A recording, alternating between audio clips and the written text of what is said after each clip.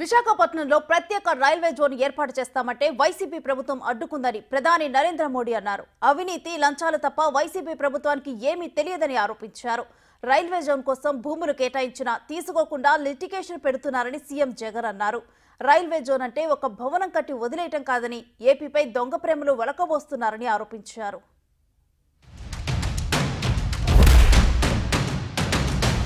अगर केंद्र सरकार आंध्र प्रदेश में इतना काम कर सकती है तो वाईएसआर कांग्रेस उनकी सरकार क्यों नहीं कर सकती। बीजेपी का मंत्र है development development development. YSR Congress का मंत्र है करप्शन करप्शन करप्शन। ये विकास के हर कार्य में ब्रेक लगा रहे हैं।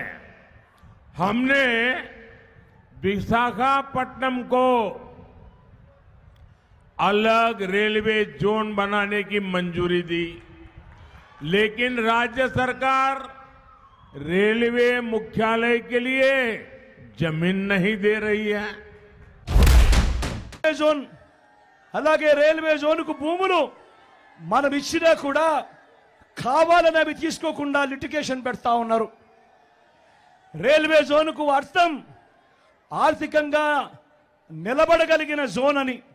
కేవలం 2 బిల్డింగులు కట్టి మమా అనిపించడం వల్ల ఎవరికి ప్రయోజనం ఉండదు.